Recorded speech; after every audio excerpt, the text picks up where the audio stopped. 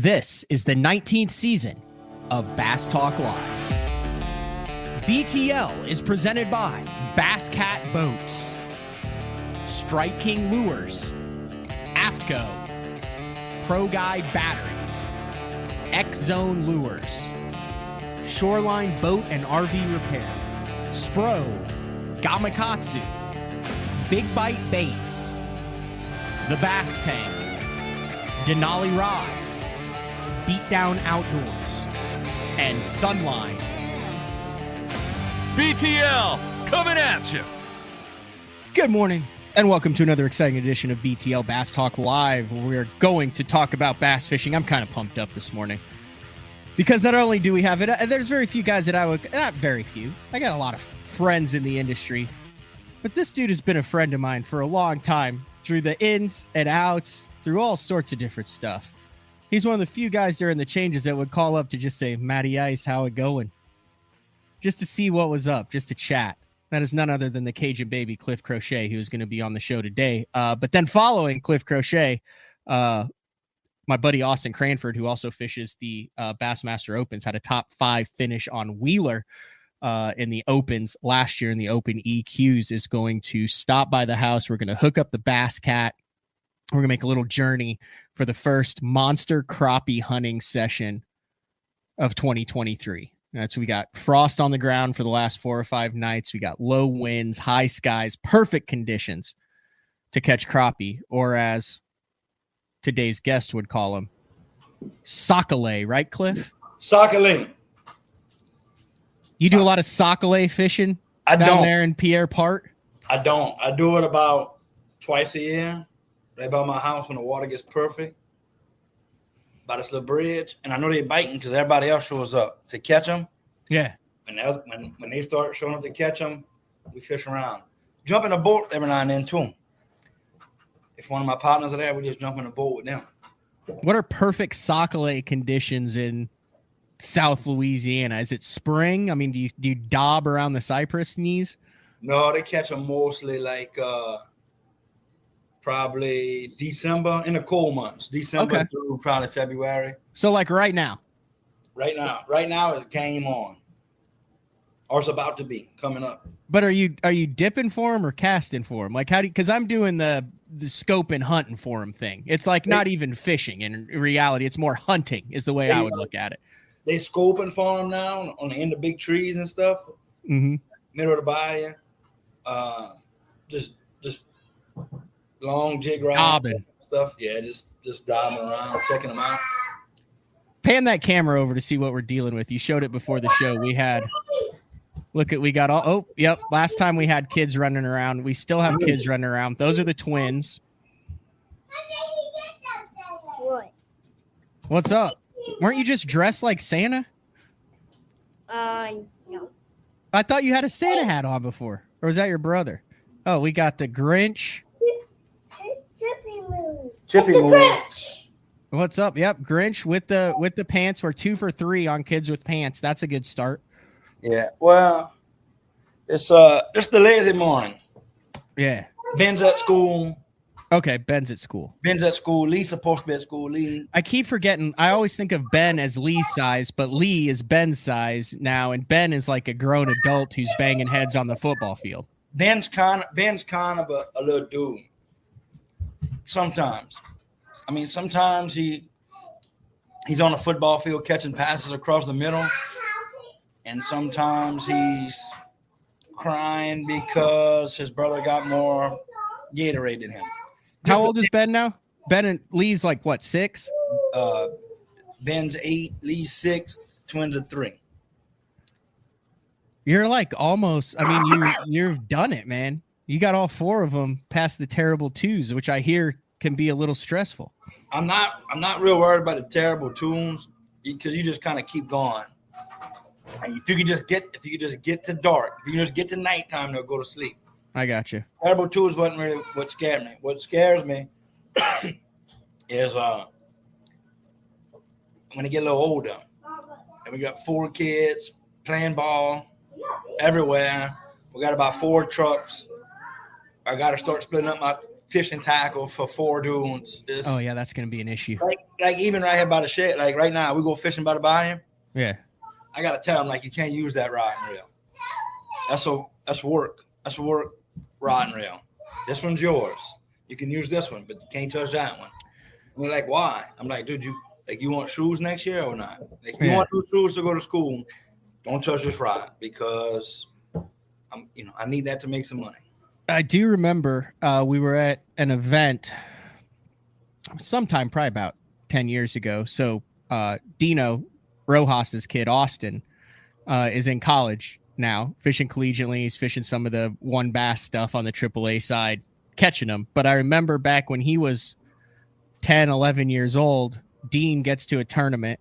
It's a frog derby.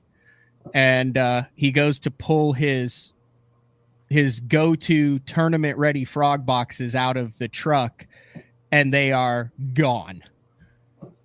And Austin had got in there, and he had them in his room, and they weren't in the truck, which was a problem because the tournament started the next day. So I do remember Dean saying there was a very definite line set after that as to what was pilferable tackle and what was to not ever be touched under any circumstance. Work stuff and not work stuff. But I would tell you this, I do not feel bad for Dean not having his frog box at a tournament, because maybe once or twice I'm like, Dean, can I get in that box? And he's like, no.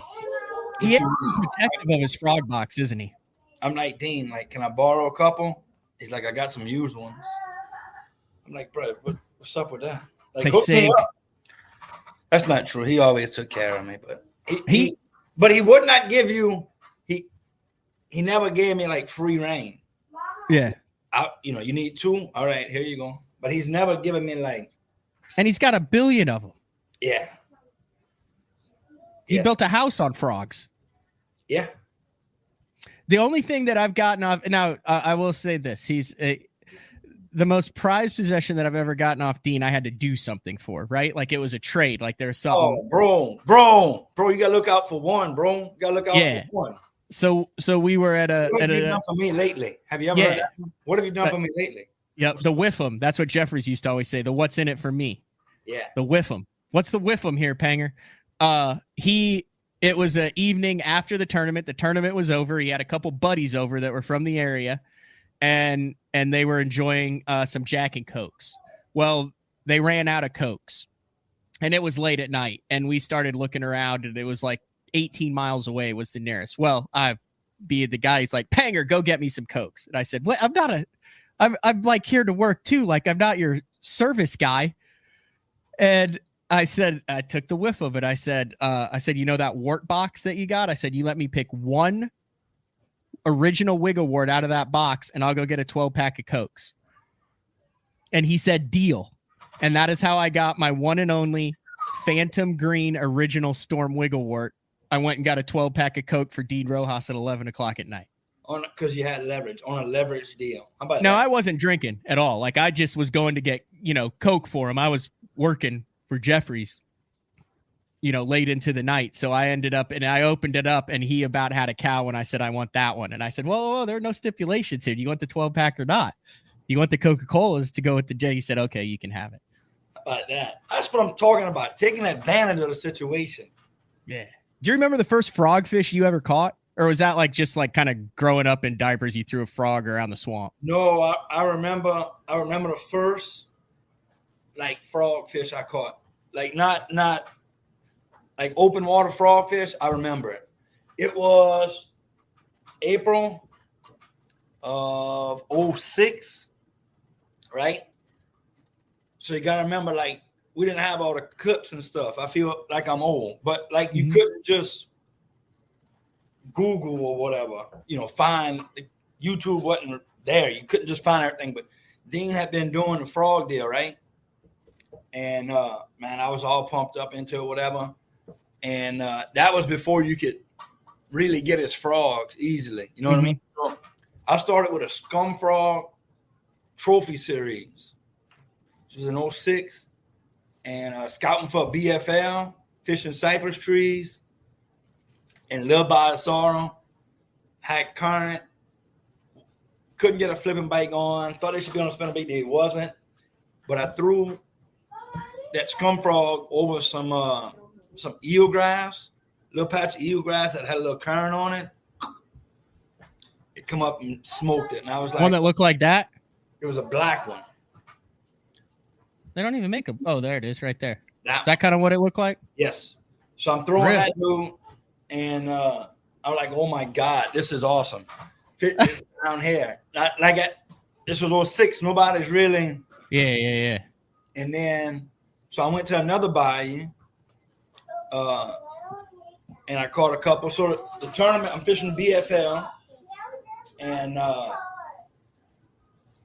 fishing, and there's an old local dude fishing right there by me. His name is Charlie Brown. Really? Like the Charlie Brown? Well, not really. It's more like Charles Waggersback, but I hear you. he goes by Brown. So anyway, Brown's always fishing my favorite bayou. But anyway, another story. So I'm throwing this frog on cypress trees, open water, no grass around. And so Brown's like, what's up? I'm like, man, I got like 12, 13 pounds, which is good for that day. And I'm throwing that frog, and he's like, boy, you silly throwing that frog. You wouldn't believe me. I'm like, all right, that's cool.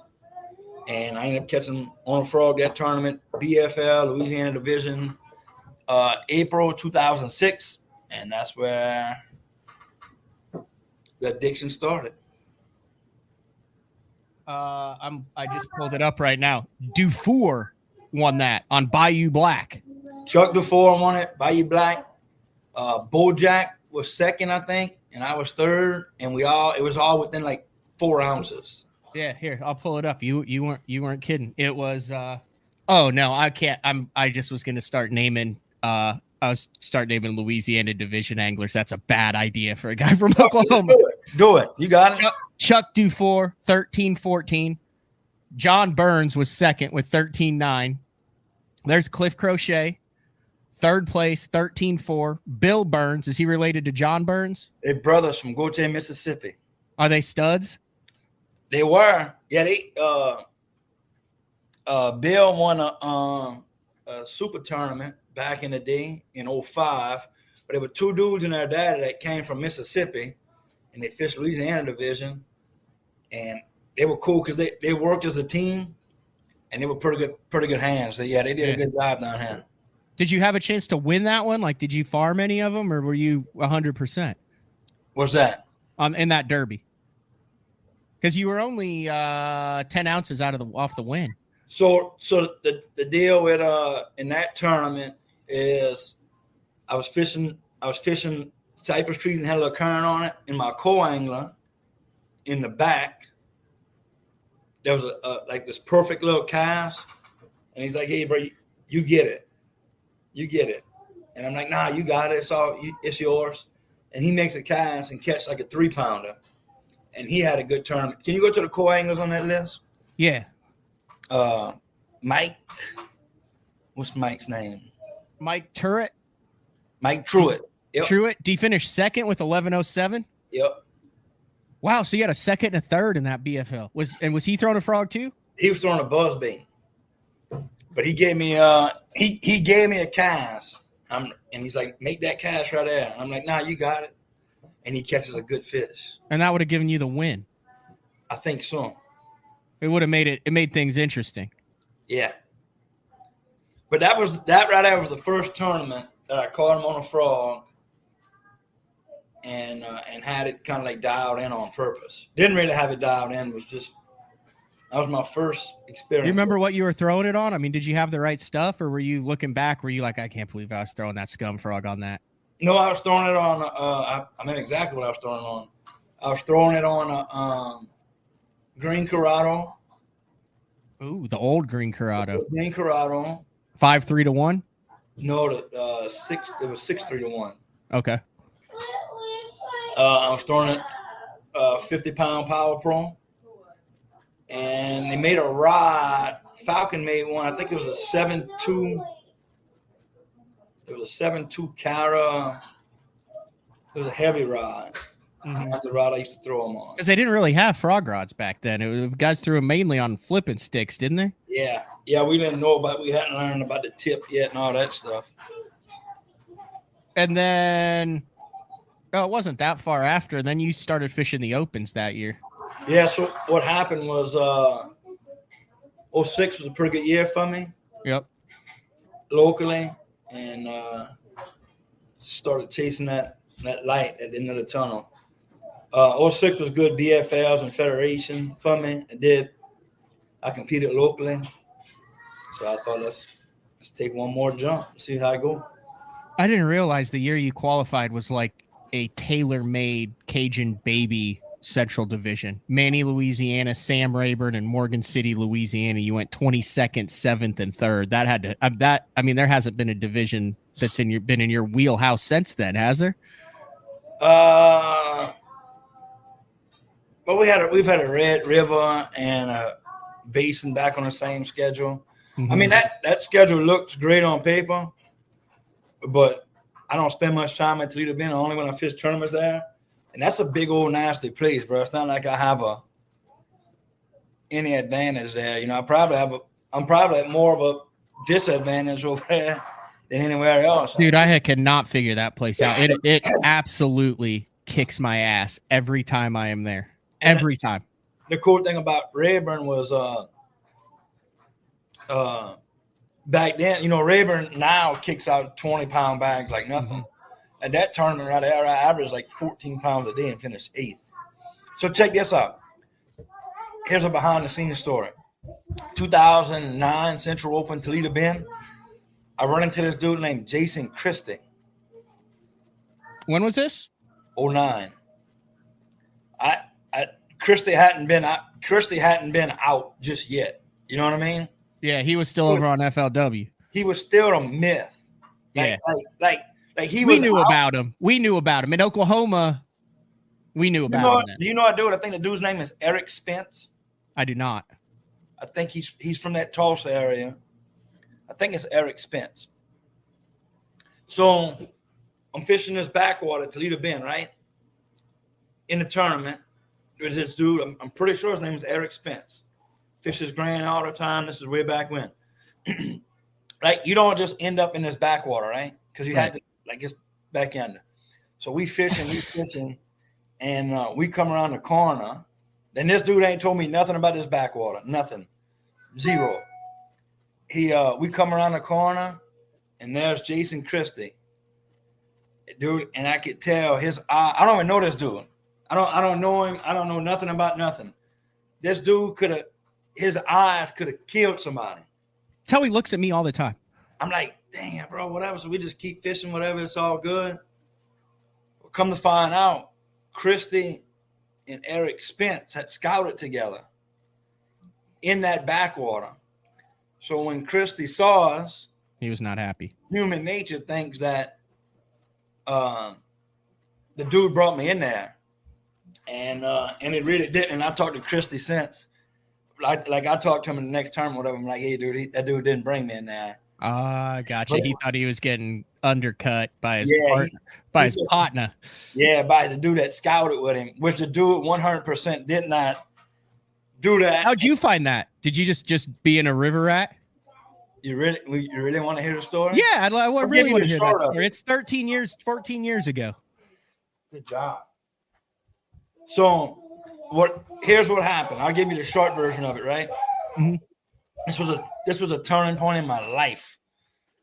Go to the 2009 Classic, right? Which was in Shreveport. It's all good. And I remember and I sat family and friends. Mm-hmm. Rojas had got us some passes through some mutual friends, whatever. So I remember sitting in that arena, and I was like first row, but there was a wall from where you sit to where the boats pass by for waiting and stuff. And I was like, man, I just wanted to cross that wall so bad. It's funny how a wall that thin stops you from everything. So anyway, I leave the 09 Classic, watching the big show, want to be there. I'm going to Toledo Bend like the very next week, scout for this tournament, for this open. I'm catching a couple, and then I go on like a 2-day drought. I don't get a bite. I'm doing stupid stuff, trying all kind of crazy stuff, not getting bit. And as I'm not getting bit, at one point in practice, I look around, dude. This is a true story. I promise. I look around, and there's like 25 bolts in this pocket with me. 25. I was completely surrounded by bolts. And I look around. That needs some more batteries? Yeah. All right, I'm going to get batteries on there. All right. We'll take a break here. As soon as you're done, you can battery up then. So, you're in a cove. There's 25 boats around. Practice is sucking. They got 25 boats around me. I promise, at least 25 boats. Everybody in the boat has a fish on.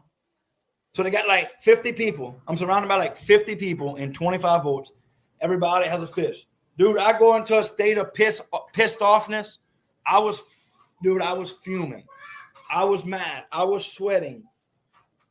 Oh, because you hadn't caught one for 2 days. Dude, if somebody had seen me, they'd brought me to the hospital. I went totally psycho. So I put my boat back on the trailer. If I tell you the details of this, you'd really think I was crazy. I mean, Let's hear the details. I'd like to hear the details of how you put the boat on the trailer, Cliff. Well, so after I see everybody catching one, I slam the trolling motor down, slam the trolling motor back in, slam the trolling motor back up, crank the motor, turn it off, crank the motor, turn it off. You ever seen Ferris Bueller's Day Off? A long time ago, yes. When he hits the seat, he says, I'll go. You know what I mean? That scene? Yeah. Punching my steering wheel. I bit the steering wheel. I bit myself. You went Ike. Dude, I'm going crazy. I'm looking up to the sky asking Jesus, why is he doing this to me? Like You're gone. Dude, I'm chasing a dream. I'm making no money. This thing is so far away from me. So I panic. I get mad. I'm like, dude, let me put the boat back in the trailer. I calm down, put the boat back in the trailer. Went to this other boat ramp. Go to this boat ramp. And I'm fishing around where I see a boat appear out of nowhere. Like, damn. I see another one come out the back of this thing. I don't know where they're coming from. They're coming from nothing. They're just showing up. Materializing. Yeah, out of nowhere. Just appearing. So I'm like, you know what? I'm not catching nothing. I'm going to see where those boats at. So I'll go back there and you get in this little body. I get in this little body and there's a pocket right here and a pocket right here and a pocket right here. I start throwing a chatterbait and it's like 2 pounder, 2 pounder, 4 pounder, 4 pounder, 4 pounder, 3 pounder. I'm like, here we go. Life is on. And that's how I found that spot. Because I was, dude, I'm telling you, I was so pissed off. I almost had a heart attack at 25 years old. Were you living in that little 200 square foot side apartment next to your parents' house out by the pool back then? Is that? Yeah, probably. So think about this. I had just come from the Classic. Where you were watching, not fishing. Well, I was watching, not fishing. I was a cop.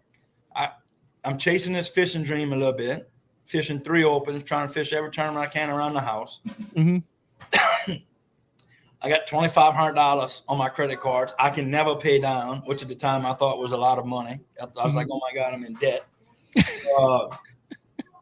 Like, I'm trying to qualify for the elites, which I probably won't. You know, like, you just, when you're young, you start panicking. You know what I mean? Mm-hmm. I'm not getting bit. Everybody around catching fish. Dude, it was like, it was crazy. It was pressure. Awesome. And then the very next year, you're in the Classic, and you're not only in the Classic, you're in the Classic where you finished top 15 in Birmingham. So literally, you go from 1 year wanting to be in it so bad to the next year you qualify through the points, and you're on the Elite Series, and you're in the Classic, and that's over the span of 4 months. Yeah, it was quick. Yeah, it was quick. Hey, I don't think we've ever touched on this. You mentioned you're a cop. I know you've done that off and on, but I don't think I've ever asked you how the hell you became a cop and a sheriff when you were like 18. You want to take a break, put some batteries? Are you cool to talk about that? Because I think that's got to set some sort of national record. Because I would imagine you have to be at least 18. Yeah, you got to be 8. I don't know what happened. I went and I applied, and they were like, "Yeah, we'll hire you." All right. I want to know how you became the sheriff, though, of Pierre Part. Well, never became the sheriff, but if I'd have stayed in, Okay. we might have made a run at it. How long has it been since you've done any copping? Is that what it's called? Police work? What do they call it? What do you call it? Deputy sheriff? I don't know. It depends on who you ask. Okay. I got out in 2013. Wow. Because you were still doing a little bit when I was down there when they had the Welcome to Pierre Part home of Cliff Crochet when you roll in. Yeah, I'm serious. I was there, man. Um, Remember they had all the signs up then, and you were like, "Oh, we strolled down Main Street," and then you had to go in to get a can, and you were like, "Hey, go in and get me a can," and I was like, "Dude, I mean, I had post-traumatic stress disorder from rooming with Rojas and doing that, so I was like, dude, I ain't going in to get your own can of chew," and you were like, "Well, I would do that, but we'd be in there for 35 minutes." I get a bad habit of talking bad. And then at that time it was cool, it was fresh, it was new. So we were talking to everybody about everything, fishing and now it's the same thing. I just learned to control my mouth a little bit more. I don't talk quite as much, but yeah, everything is it's pretty awesome. Everything is 35 minutes no matter what. So yeah. Well, we're 27 minutes in. We're going to take our first break of the show on a Tuesday, November 28th. Cliff, I think you have to go put some batteries in some sort of remote-controlled vehicle. All right, we're going to take our quick break. When we come back, more with Cliff. Let's jump into the present day. We good with that? Good with that. BTL with the Cajun baby, Cliff Crochet. We'll be back right after this. The new Puma STS has been redesigned from the ground up. With the angler, design, function, and performance in mind, nothing on this new offering was compromised, and the only thing carried over from the previous version is the name.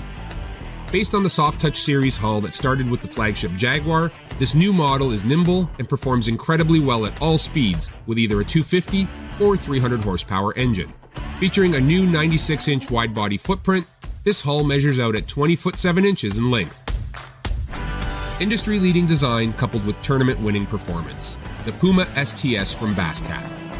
Feel the rush.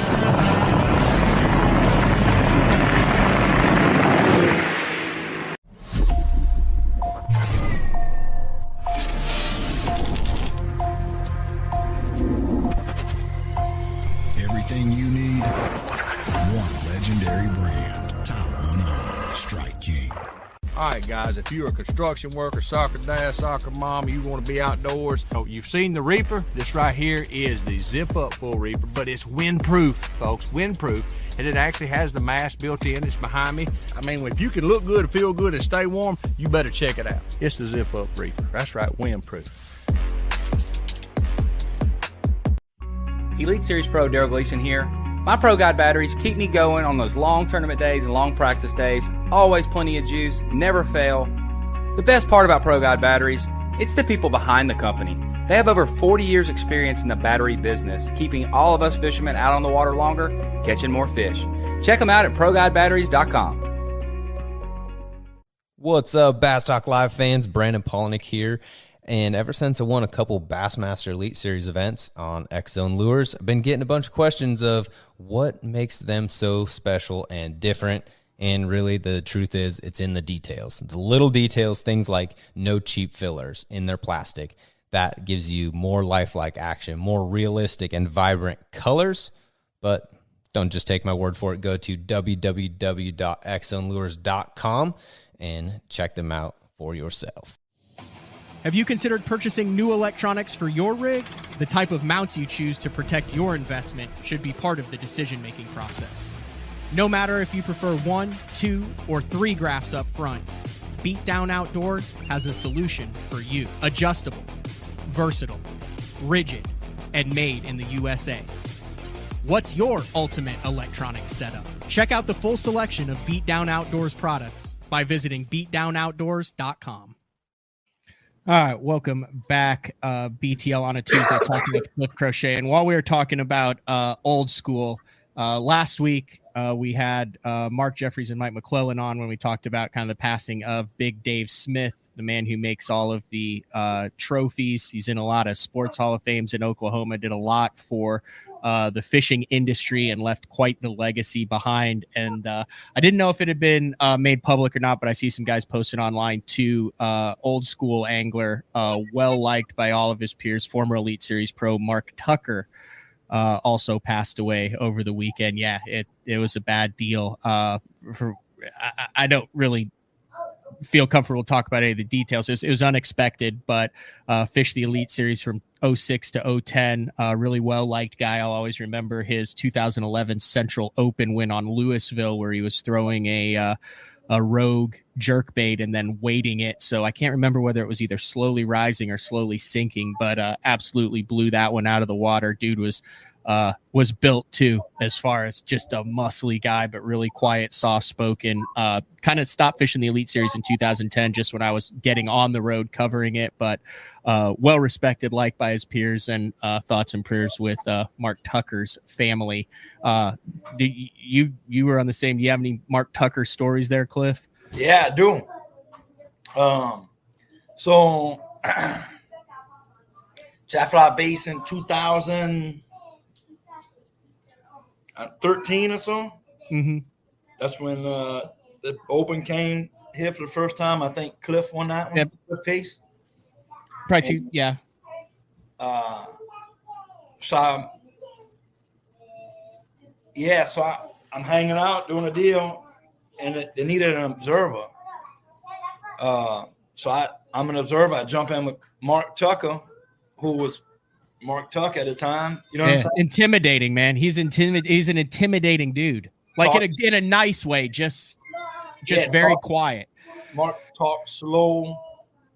You know, Mark handlebar mustache. Mark was in shape. Mark worked out, and so I jumped in the boat with Mark Tucker as an observer. We fishing around a little bit, and then a few years later, no, that must have been not 13. That was like it would have been earlier than 05 or 04 or 03. That was an Open. Anyway, I was an observer with Mark Tucker, and then 2004 Central Open out of Morgan City. Yeah, and then we hang out a little bit, and I see him around, and then my first classic at Lay Lake was his last classic. Okay. And we ate supper a couple times in pre-practice. Yeah, Mark was like, he's a good dude, bro. Yeah, he was a good dude. This kind of freaked me out. You know what I mean? All right, I didn't mean to spring that on you there, Cliff. I saw it on the social medias, and it's just sad. That's why I've always talked about the importance of keeping the history of this sport alive. Because you have all these great stories and these great dudes, and we are so lucky to be in an era where we can talk to some of the OGs, the guys who were there when the Elite Series started, the guys who were there with certain techniques, so there's that. That was weird. Yeah, that would have been 2003, the Central Open out of Monroe, Louisiana, where he finished second, I believe. You were young then. You were young and impressionable back in 2003, weren't you? Yeah. And I got to roll with Mark Tucker. Yeah. Did he do a lot of? I remember I've heard guys say he was always like eating protein shakes and stuff in the boat, and had like his health regime that he was doing. I mean, this is where I said we're talking about early 2000s, way before a lot of the guys were taking really good care of their health in the boat. I don't remember nothing in the boat, but I know a couple years later when I qualified for that classic, I ran into Mark during pre-practice, and we went to Cracker Barrel, eat supper, and I got like, I don't know, grandpa's whatever plate, and it was all good. But Mark ordered like ham and green beans and spinach and like the Popeye dinner. The dude but he did it like tactically. He had like so many proteins, so many vegetables and stuff, and I think Mark was a roofer by trade, I think, or something, some kind of construction. I'm not sure. I think he was a roofer or some type of carpenter or craftsman, I think. But I'm like, Mark, that's a lot of food. Yeah, and Mark was, you gotta eat good. You gotta eat good. He was. Man, I thought Mark Tucker would live forever. Yeah, I know. There's some guys like that. I was kind of like that with Big Dave, man. The guy's in his 70s. He kept Champ is saying that he did concrete work. That's what it was. Concrete work. He was a craftsman. Cliff, crazy world we're living in today in 2023 when it comes to professional bass fishing, isn't it? It is. Just hold on. Put a seatbelt on. What are your thoughts on it? Where do you sit? I mean, dude, you got 4 kids under 6. You're fishing the Bass Pro Tour now. All these new rules and all this new stuff comes out. You talked about kind of, I guess, living by the seat of your pants back in that 08, 09, 010 era. I mean, you're 13, 14 years into this thing now. Here's the real story about professional bass fishing right now. With either league, whatever, no matter what league you're at, what league you watch, here's the truth. Professional bass fishing is owned by private companies, bass and Major League Fishing. They're doing what they have to do to make money. Mm-hmm. And we pay to get on their platforms to promote ourselves, build our brand, and like that's it. Like the sad but true, like the leagues don't owe us nothing. Like forever, we've always thought like the leagues are trying to whatever take care of us, promote the sport and grow the sport, and they do to a certain point. But you finally realize they are private businesses doing what they have to do to take care of their checkbooks and their businesses. I don't fault them for it, but it takes a minute. It takes a minute to understand that.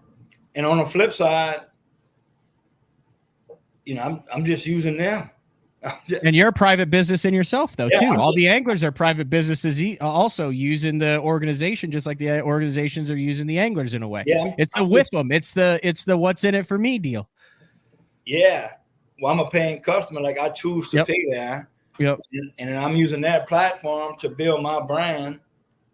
And the thing with tournament fishing is you're kind of using that platform to build some credibility.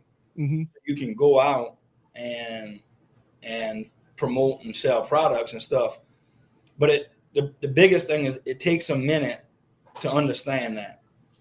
Like they're really not doing nothing on purpose to help us. Mm-hmm. They doing things on purpose to help their business and grow their business. Now, some of the spinoff of that helps the anglers. You know what I mean? Mm-hmm. But yeah, you just know that it's their main focus is their business, not the anglers. Like, and I'm not being. That's just fact. That's just fact. You know what I'm saying?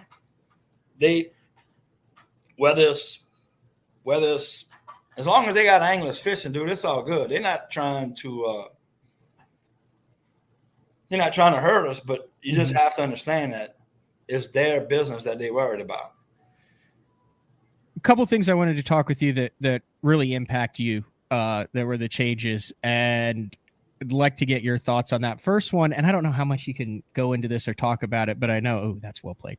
But I know that that for the last couple years, MLF for the BPT anglers offered basically, for lack of a better term, a line of credit where you guys would pay in $10,500, which is basically what you were out of pocket, because I think last place got $3,750 back in all the BPT events, and then everything would kind of run through that. So as an angler, you pay $10,500, you're still fishing for the $100,000, you're still fishing for everything. You're just basically not out the 40 and then get it back over the next 9 months. Is that something that was beneficial? Very beneficial to you? And then I have heard that that's no longer going to be the case also in 2024. Yeah. So the story goes that line of credit was put together by the Anglers Association. Okay. The MLFAA.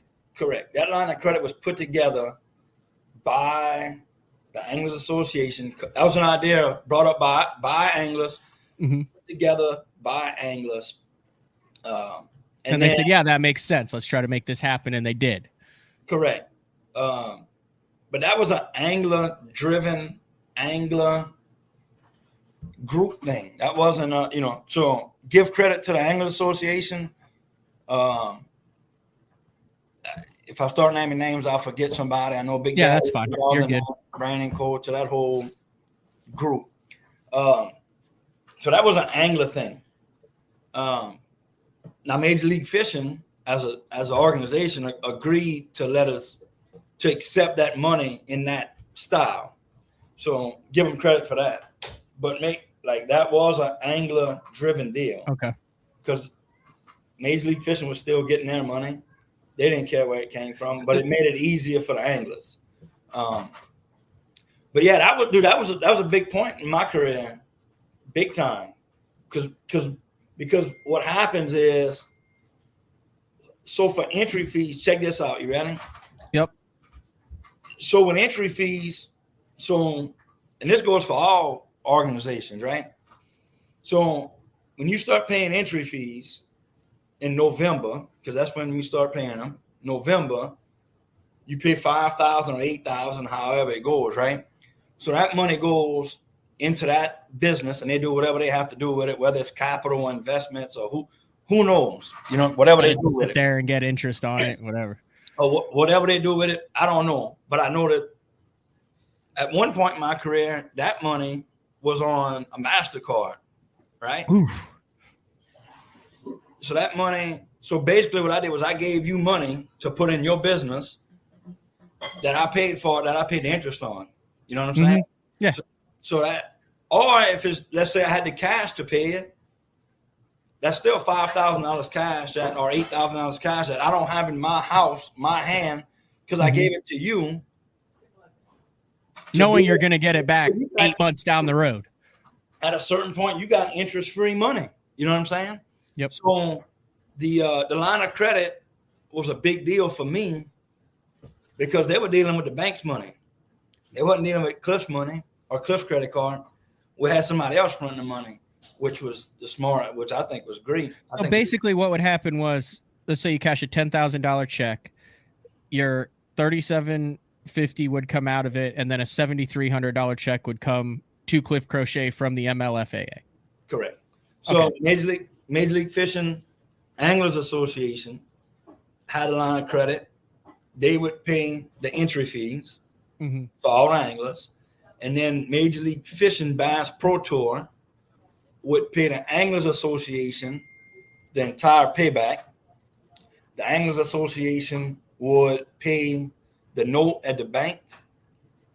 And then they were responsible for paying the anglers checks after the tournaments. And long story short, you're in 10-5 as opposed to 40. Correct. Which was great.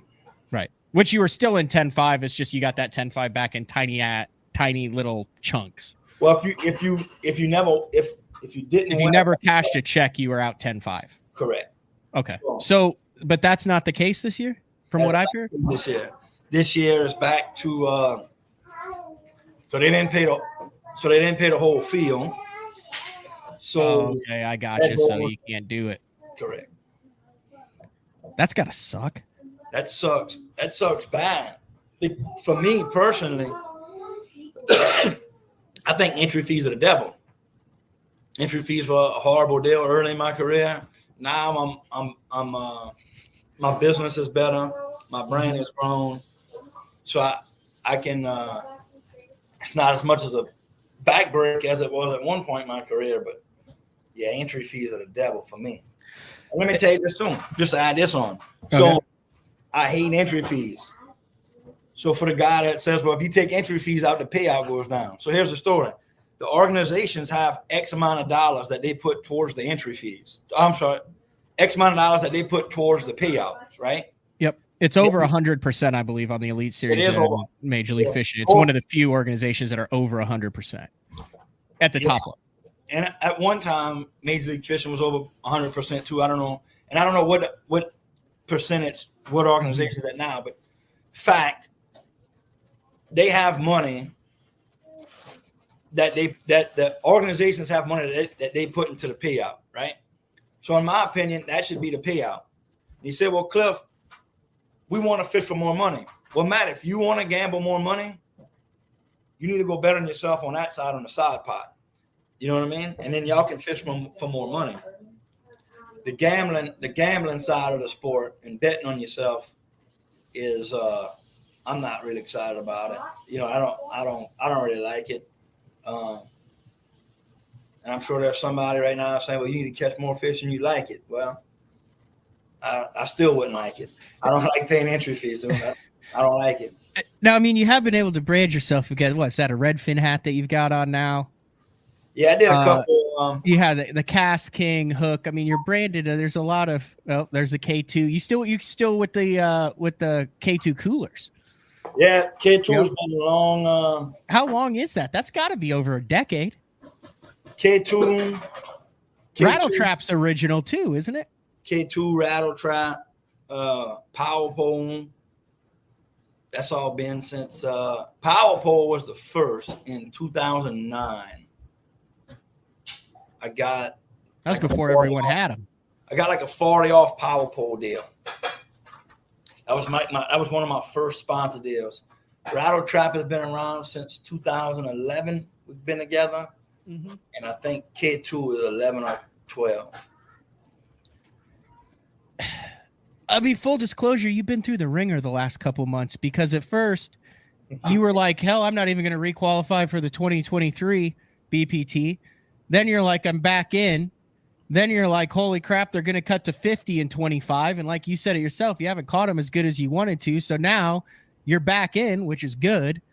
But you got to catch them in 2024 or else you got to figure out what the hell to do in 2025. Like, that's a wide range of emotions to go through in a 3-month span, Cliff.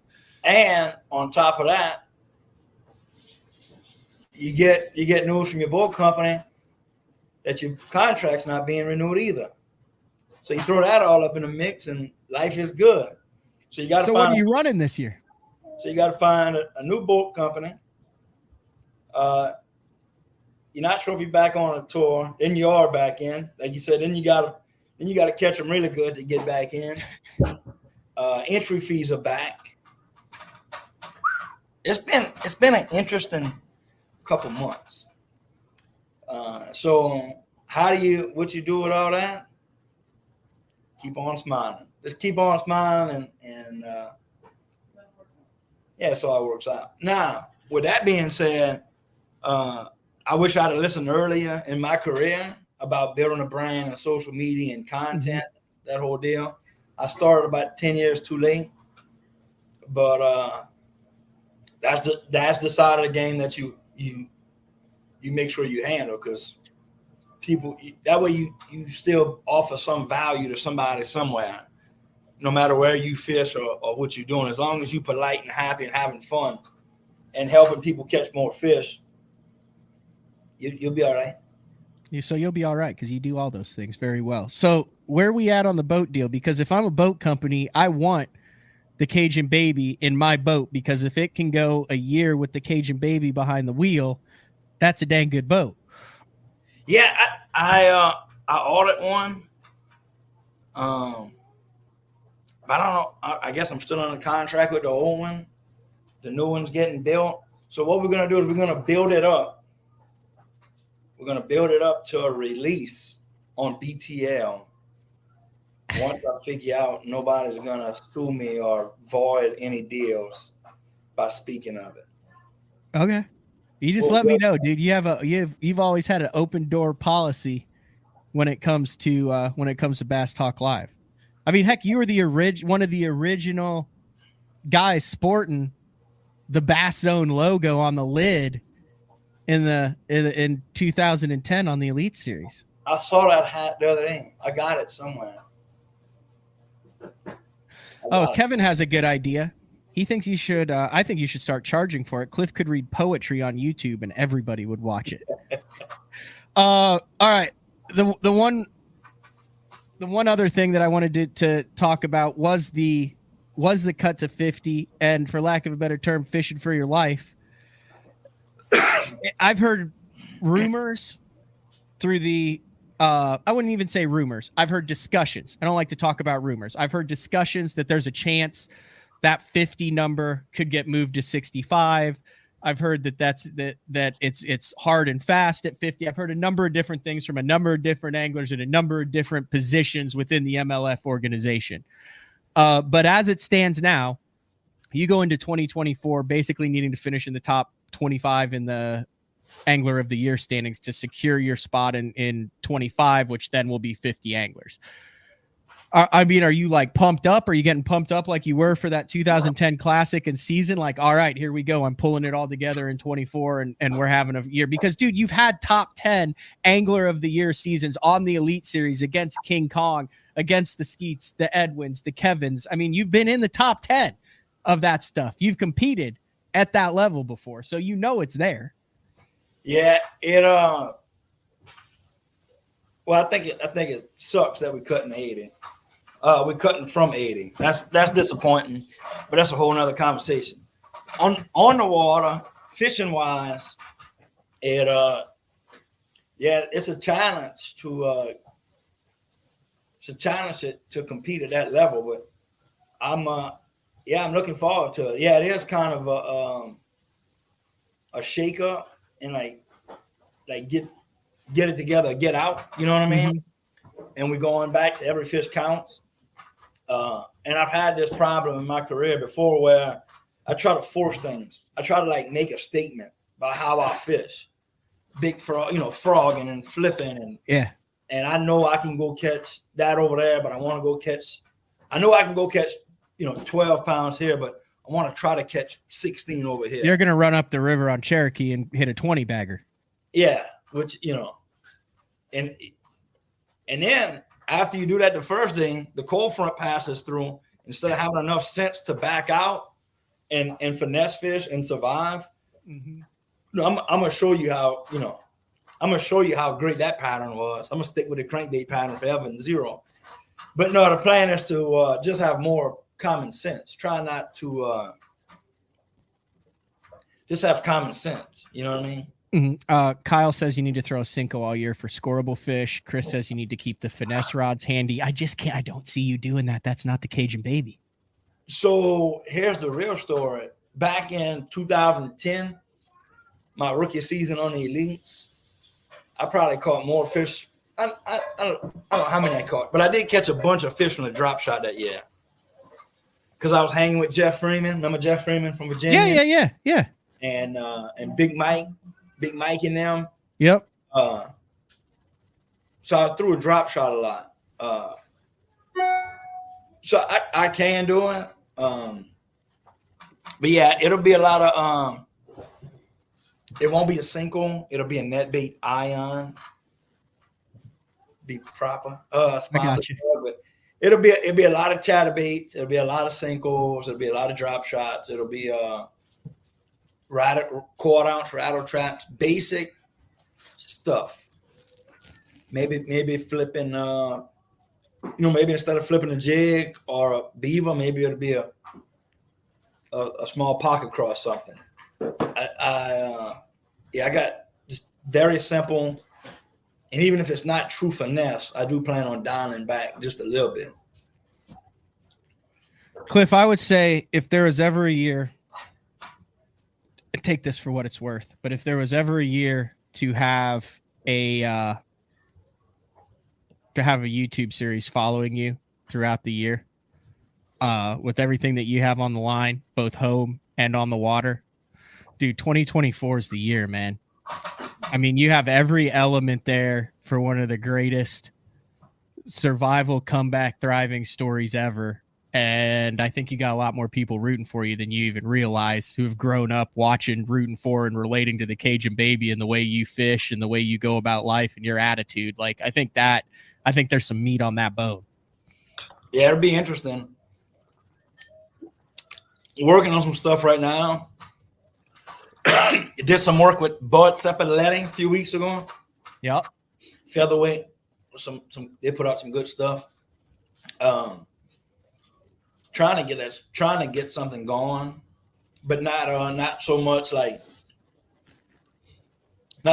fishing side of it. I mean, the fishing side of it's cool, but the chaos behind the scenes, the real stuff. You know what I mean? It says it adds too much pressure, in your opinion, if he fails. Listen, the man has 4 boys under the age of 8 and lives on the edge of the Atchafalaya Basin. I don't think there is such a thing. And you've got Sarah in the background too, which, I mean, she's an all-star. I don't think there is such a thing as too much pressure on Cliff. If there was, he wouldn't still be here after 13 years. I know it is. Thank you, Matt. Yeah. Sarah's. I mean, is that not a valid point? Like, you've been like, you take pressure in stride so well. Well, part of that is ignorance. Part of that is having a great wife. But like, and part of it is, you know, I've always been like, just keep going, dude. Just keep going. No matter what. Have you approached TLC? Just keep going. No. You need to. No, I'm dead serious, dude. You need to shoot a pilot. You need to turn a camera on for 5 minutes, send it to TLC. Listen, you got the swamp people accent. You've got the 19 kids in county with the 4 kids under. You got the twin. You got every single element that makes a popular TLC show happening right now in your living room. We just shot it 2 weeks ago. It should be coming out. We just shot it. Hey, but check. What was that? You think I'm joking? No, you think I'm joking. Lee, tell Mr. Matt, who was here the other day hanging out with us? Mr. Bud and who? Mr. Eric? Oh, he's already signed the non-disclosure. What a guy. Hey, and check this out too. And I'm not I can't quote the Bible, bro, and I'm not like whatever, maybe not the best example, who knows, I don't know, but it's all good, bro. I mean, there's a plan for you. Yeah. I think there is. So you just keep rolling, and because there were points in my career before with requalification and finances and sponsors or no sponsors, and I got jacked a couple times by a sponsor or two. Yep. But like, should have been done a long time ago. You know what I mean? Like if Dave Ramsey or anybody with any sense would look at what you do before you do it, I mean, you never do anything. Yeah, I mean, right? Yeah, you wouldn't do it. So you got to enjoy it. You got to want to do it. You know, maybe it's irresponsible at times or whatever, but like, you got to be happy, dude. You got to chase the dream. And on the other side of it, you got to be willing to fight what you want. You got to be willing to fight. If the fans knew some of the true stories of the shit some of their favorite pros have been through in their personal life to make this happen, they wouldn't believe it. And that's why, that's why the dudes at the top of the sport, because they sacrificed everything. They were willing to sacrifice everything and get it done. You know what I mean? Like, you look at an NFL quarterback on Sunday, it's not like it's just straight talent that dude is on the field. Yes, he has a lot of God-given talent, but he's also sacrificed and done things in order to get there and stay there. Same thing in fishing. There are very talented people, but there are people at the top of the game that have done things and made sacrifices and paid the price in ways that other people wouldn't want to. You know what I mean? I do, Cliff. Listen, I haven't even this is good to talk. We got to get to some really serious conversations, though, and I want to save that to the last segment of the show, which would be the LSU and the OU 2024 SEC football schedule. Ooh, how about that? So we're going to take our final break of the show. We're going to let you – what'd Sarah make? She make you scrambled eggs with cheese? Scrambled eggs and cheese and some jalapenos. All right, we'll take our final break of the show. When we come back, we'll get a little football talk with the Cajun baby, Cliff Crochet, It's BTL. We'll be back right after this. I'm the kind of guy that never leaves the house without a pocket knife, and Gamakatsu's come out with the EDC series of knives. EDC stands for everyday carry, so whether you're on the water or off, you can always have it with you. The best thing about it to me is that assisted open feature. With this D2 blade, you've got it right here at your fingertips, so if you can't find your scissors, you need to cut a knot, you need to cut your braid, you've always got it. Make sure you check it out. Never leave home without your Gamakatsu EDC knife. Born in Japan, using technology, innovation, and precision, Sunline produces the widest selection of fishing lines at the most technologically advanced line factory in the world. Manufactured at the strictest tolerances to produce victories at the highest levels of tournament bass fishing. From household names like Christie, Swindle, and Cruz, to young guns like Cook, Logan, New, and Welcher, they all trust Sunline to take them to the top of the leaderboard. Choose the line that will give you the strength to guarantee your confidence. Sunline. Shoreline Boat and RV, dock rash, storm damage, collision repair, that deep scratch or gouge from trying to access that secret creek. Shoreline Boat and RV can get your prized possession back in mint condition and looking good on the water, fast. All repairs are done in-house, so they're able to get your boat or RV back to brand new, quickly. All Shoreline's work comes with a rock-solid warranty. Find out more at shorelineboatandrv.com. Kansas City, Austin, and Tulsa. The great thing about the new Sensation soft plastics from Big Bite Baits, heavily scented, super soft, buoyant, comes in 7 great new shapes. I've got a couple of them of my signature series, the cliffhanger worm and the ramtail craw. Great for a flipping jig, football jig, swim jig, all that. Several other great shapes. Really excited about it. We've worked over the last year, catches fish all over the country, and I think it's going to catch fish for people everywhere you try it. The Spro Little John crankbait has been around for almost 15 years, and it is one of my go-to crankbaits whenever I need a fish in the boat, so you can never have enough new colors. That's why Spro's coming out with a handful of new colors, including Pearl Shad, which has this bleached out white look, but it's got this pearlescent, really, really pretty. We've got Copper Shad, which looks amazing in the water. It's got that purple flake on the back, really, really pops in the water. And then if you want some real pop, we've got Sparkle Shad, nothing but sparkles all over this thing.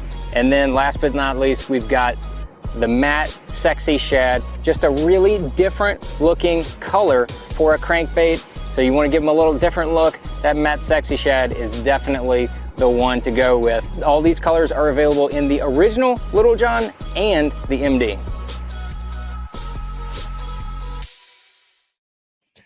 All right, welcome back. Wrapping things up, BTL on a Tuesday with Cliff Crochet. And one of the things that we have had heated discussions about, well, Cliff Crochet likes the LSU Tigers. That's Go Tigers with an X, right? That's right. And Boomer Sooner OU grad over here. Well, in 2024, OU joins the SEC, and the 1, 2, 3, 4, 5, 6, 7, 8th stop of the season happens to be OU at the LSU Tigers, Tiger Stadium, Baton Rouge, Louisiana. Is there any chance we could maybe get tickets and go to that game together, Cliff? I mean, I think that could be, depending on the schedule, depending on how it sets up, on when it is, I think that could be a memorable experience. Tickets could be possible, but tough, because by that point in the season, LSU is going to be ranked very high, looking to make a run at the playoffs and the national championship. So tickets could be tough, but a tailgate is possible. You're going to have to get through USC and Alabama and Florida before you get to OU. Now, you got a couple cupcakes. You got Nichols, South Alabama, A&M, depending on how they're playing, and Arkansas. Just upset a bunch of College Station people there. But hey, don't sleep on Nichols. Now, do I think Nichols could compete with LSU? Who knows? How do you think OU is going to do in the SEC? I mean, you're an SEC guy. You watch it week in and week out. They'll be all right. It's they play quality ball. I do think that an average SEC team is elite elsewhere. You know what I mean? Mm-hmm. So it's like it never stops. It never stops. 8. Let's go local football for a second. All right. What'd you just send me? I just sent you. It looked like local football. I just sent you the clip of one of the top-rated 8-year-olds in the state going over the middle, doing what he has to do to catch it. Now I'm clowning. That's a video of Ben. Oh, Ben was catching him over the middle. Yeah, catching balls a couple weeks. What is that called when you catch one over the middle? Because in hockey, like if you go through the neutral zone like that, it's called getting caught in the trolley tracks. Yeah, so Ben likes to run slants. He's like, Dad, throw me a slant. I'm like, all right, cool.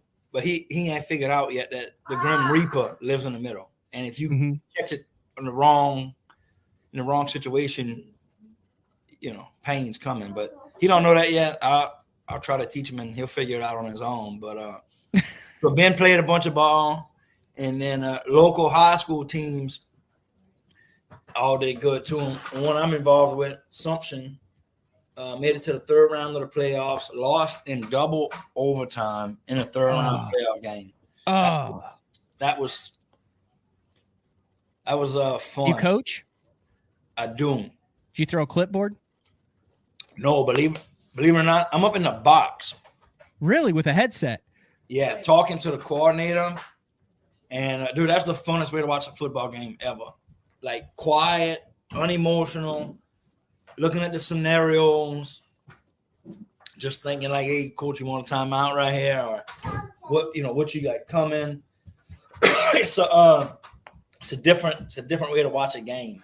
And it's fun. It's fun, like, as emotional, and you're just from playing sports, as fun as the emotion is, it's so fun to take the emotion out of it and step back.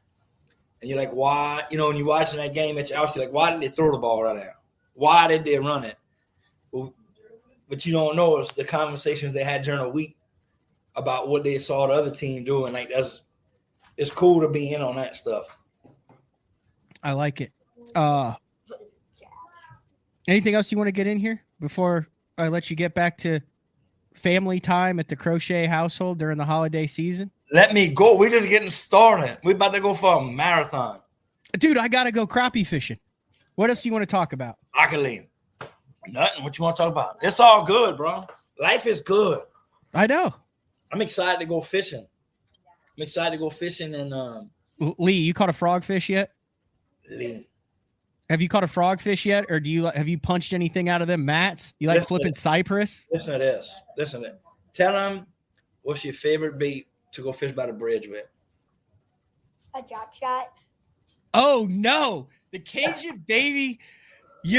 Oh my gosh, you're a drop shotter. We need to chat afterwards. Maybe I need to get you on BTL next week. You good for an hour next Tuesday, Lee? Oh, Lee could talk to you for an hour for sure. What do you like about a drop shot? Because it catches fish, doesn't it? Every time you use it, you catch something. Lee's retrieve on a drop shot is a little different than everybody else. His is a little quicker than everybody else's. You know what I'm saying? It's more of a reel than a twitch. Yeah. But that's the cool thing about fishing. You can do it however you want. Listen, I need to backtrack for a second. I didn't intentionally take a shot at A&M. I'm already getting blown up on the message board about it. I was just saying with the coaching, with the coaching change, with Jimbo out, trying to figure out what's coming in new, getting things together, it's a question mark as to how A&M will be in the 2024 season. That's all I was simply pointing out. Great fan base, Kyle Field, home of the 12th man, incredibly dedicated fans. Loved watching Johnny Manziel. I know they beat OU in the past. Nothing but love for the Aggies. What I want to know about A&M, how do I sign up for some of that $76 million buyout? You know what I mean? Yeah. Can they hire me for a day? Dude, I'll sign a $1 day, $1 million contract. They can fire me at noon and give me $500. I'm going to walk out. See, there it is. Miss Matt forgot I got the A&M OU. Shots fired against the Aggies. And most of those A&M people have money too, so you don't want to upset them. No, I want to make them happy. You want to make the College Station fans whatever they want, you know. There's Dave. He said, "I'm here at Razorback Country. Feel free to throw shade our way. We're sucking." And like that, I mean, like, all right, so Sam Pittman's at Arkansas, right? Yep. And he's an O-line coach. He liked to drink some cold pops, you know. I get it.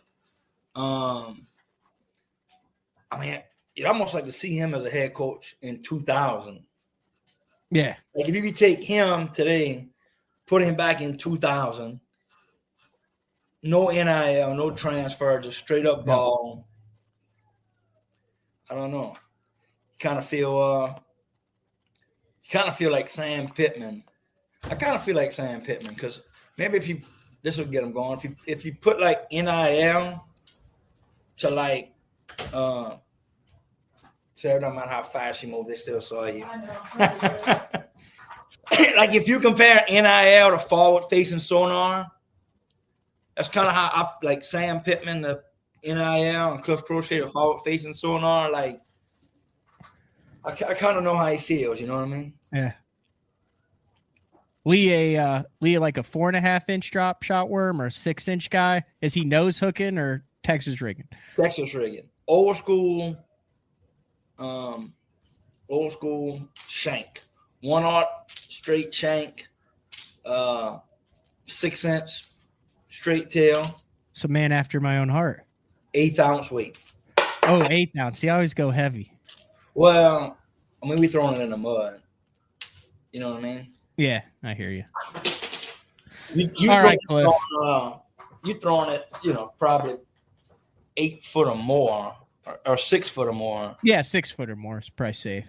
Yeah, I'm throwing it in 4 foot or less. Yeah, you drop shot those cypress. That's pretty efficient, isn't it? Yeah, it's a little underutilized technique. Is a little short shot on the cypress knees during the spawn. And you know what else is crazy about that drop shot is like it's always been viewed as like spinning rods and 10-pound line and that kind of stuff. Dude, we talk even going old school. Aaron Martins. Mm-hmm. Aaron flipped what's called a power shot or bubble shot or whatever. Aaron did that a whole lot more than people know. Jared Littner does it now, throwing it on bait cast. Didn't he almost win a BPT event down in Louisiana doing that earlier last year? Jared did. Littner. Jared, I forget that we started on Darbone and he had like 62 pounds, and I think second place at like 41 or something. I had one open where I got into that where I was flipping a power shot with about a 4-inch leader on it, and I was using a 1/2 ounce drop shot weight and the Zoom fat worm, like the fat worm, and I put a 3/0 flipping hook on it.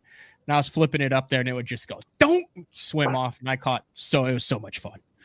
Yeah, I'll be doing a little bit more of that. There's definitely a lot of ways to skin a cat when it comes to fishing. Hopefully you do a lot of cat skinning in 24, Cajun baby. Hey, real quick, I know you got to get on the show, but that's one cool thing about fishing. Yeah. Who says you got to twitch? I mean, you can twitch stop. You know what I'm saying? Who says you got to reel a chatterbait in straight? Yep. Who says you got to, jig and worm? Well, you look at, especially you take someone who hasn't been culturalized to America's style of fishing, and you look at what the Japanese anglers who are coming over are doing, and they're doing stuff that seems absolutely bizarre to us that we would never even consider doing on their length of their casts, what they're doing with their weights, the shape of their lures. And it really, to me, it was like eye-opening to say, all right, we're told this is the right way to do it, and this is the only way to do it. And then you got Koyu, Vegeta, and Taco, and all these guys, and you're like, well, no, that doesn't work. That doesn't look like anything. That's not anything. And they're saying, yeah, well, we'll just come over here and kick your butt doing this stuff that you've never even thought of. And it just kind of, if you really want to look at it, it blows everything out of the water that we've been taught from day one as to what a bass is, what it responds to, and how it bites and why it bites. Yeah, it on a very simple level, it's almost like we started talking about frog fishing early in the show. You gotta have grass to throw a frog. Was the common belief at one point. Yeah, and then Rojas was like, "Watch this." Watch it, and now it's probably the most used topwater bait ever. Yeah. All right, Cliff, I'm headed to the lake. I'm going to drop on some giant crappie. Lee, thanks for jumping on BTL. I greatly appreciate it. It was a good drop shot discussion. Where can we watch out for you? You still doing your hook set Mondays and posts and all that? Like if we want to keep up with the Cajun baby, where do we need to go? Facebook, Instagram, TikTok. Oh, you're on TikTok. You do the TikTok. I am on TikTok. I don't. My TikTok stuff is not that cool. I don't use all the tools that they give you, but it's all Cliff Crochet, Monday morning hook sets. I love that. I love the Monday morning hook sets because you can always hear that thing. It always goes. Where was it yesterday? Which one was yesterday? Oh, that was at so yesterday morning was at Cayuga with a sight fish that I only caught once in practice. I didn't even catch him in the tournament. But Monday morning hook set. That's on social media, and then I post a lot on social media, trying to. Some of it is half tools for work. You know what I'm saying? Yeah, I hear you. And stuff, and then I try to put some personal stuff on there too. Try to educate a little bit, try to entertain, but Cliff Crochet across all social media platforms. I like it. I was trying to explain to Courtney last night what a hook set was. Because I was talking, she goes, "What is a hook set?" And I pulled up a Cliff Crochet video and I said, "This is a hook set." Hey, if nothing else, when my time is done and I'm gone, I hope somebody somewhere, BTL, somebody somewhere acknowledges. I would be so lucky if somebody acknowledges the fact that I had a decent hook set. That right there, when I'm dead and gone, God, some people dream about the Hall of Fame, which I'll never be in because I'm not good enough. But when hook sets come up in a conversation somewhere, if I'm lucky enough for my name to come up in great hook sets, it's what I think you're there, Cliff. I don't know. No, you talk power hook sets, you're there. You want to talk technical hook sets, Todd Faircloth. You want to talk pretty long flowing hook sets, Todd Faircloth. You want to talk straight power hook sets? I mean, you're talking Andy Morgan, Cliff Crochet, some of those Hack Attack, some Jason Christie. You want to talk efficient hook sets? I'm going Jason Christie. Watch him set a hook; it's unbelievable. But you want to talk just straight raw power? I think you're in the top 10 right now as we speak. I need to handle my business, trying to move up more and more. Mm-hmm. And here's another good hook set conversation. You go from 35-year-old Tommy Biffle or Denny when they were younger to current day. That's just mobility. That's a mobility issue. Yeah, but it shows the amount of overkill and craziness that somebody like me uses. Like it ain't got to be all that. It's done. You swear to God, I'm still power cleaning in Morgan City playing football in high school. I know, but it looks so good and it sounds good when you hear that line sing, especially when you hear that break the sound barrier where it just goes shh. I love it. All right, Cliff, have a good morning. Thanks for having me. Y'all have a good one. See ya. All right, that is the one and only, and I'm very confident in saying one and only, Cliff Crochet, the Cajun baby. All right, I'm headed to the lake. I'm going crappie fishing. I think Austin Cranford's sitting in my living room waiting on me. He's probably looking at the 14-foot crappie rods going, what in the heck are these? But that's all we got. Same place, same time tomorrow. See ya.